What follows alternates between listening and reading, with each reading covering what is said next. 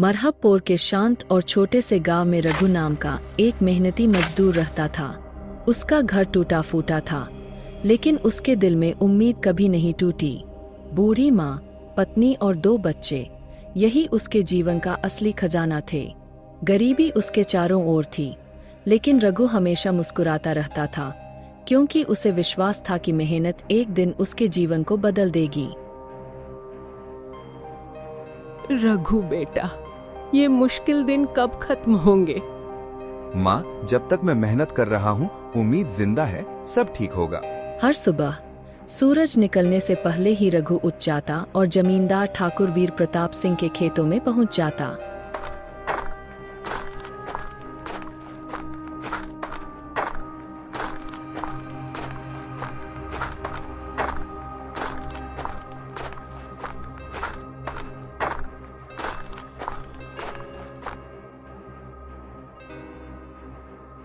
ठाकुर का स्वभाव तेज था और कई बार वह मजदूरों पर बेवजह गुस्सा कर देता था, लेकिन रघु कभी पलटकर जवाब नहीं देता था।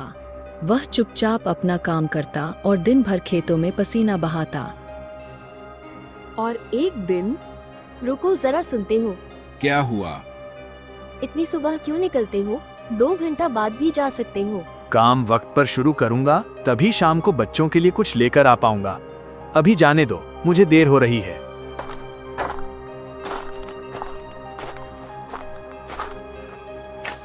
जब रघु काम कर रहा था, तब जमींदार आया और बोला, रघु, ये क्या घास ठीक से साफ नहीं हुई?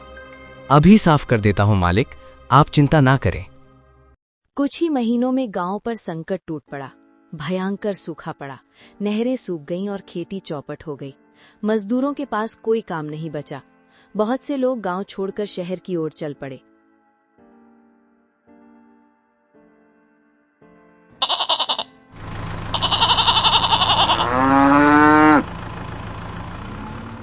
पर रघु नहीं गया।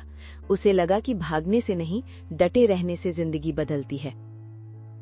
और कुछ दिनों बाद जमींदार ने रघु से बोला, रघु, अगर चाहो तो तुम भी शहर जा सकते हो, यहाँ अब काम नहीं बचेगा। मालिक, मैं भागने वालों में से नहीं हूँ। छोटा सा काम भी हो मुझे दे दीजिए, मैं गांव नहीं छोड़ूंगा। धीरे धीरे जमींदार के मन में रघु के लिए सम्मान बढ़ने लगा था। लेकिन तभी अचानक ठाकुर गंभीर रूप से बीमार पड़ गया। घर में उसकी देखभाल करने वाला कोई नहीं था। ऐसे समय में एक बार फिर सिर्फ रघु ही आगे आया।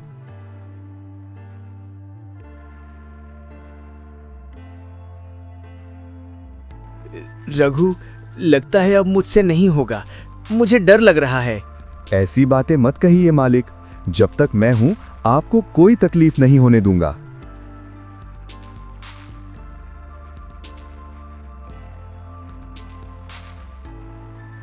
दिन रात सेवा करने से जमींदार धीरे धीरे ठीक होने लगा। अब उसे महसूस होने लगा कि असली अमीरी पैसे में नहीं, बल्कि ऐसे लोगों में होती है जो आपको कठिन समय में नहीं छोड़ते। जमींदार ने रघु को बुलाया और बोला, रघु, तुम्हारी ईमानदारी और सेवा ने मेरा दिल जीत लिया है। मालिक, मैंने तो सिर्फ इंसानियत निभाई है। ठीक होने के बाद जमींदार ने रघु को बुलाया और उसके जीवन का सबसे बड़ा फैसला सुनाया। एक ऐसा फैसला जिसने रघु की जिंदगी हमेशा के लिए बदल दी।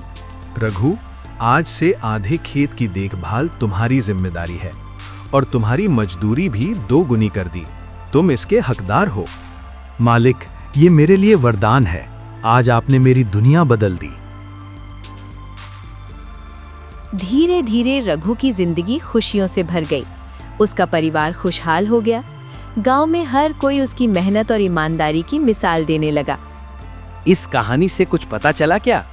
दोस्तों, मेहनत और नेक दिली कभी व्यर्थ नहीं जाती, बस हिम्मत मत हारो।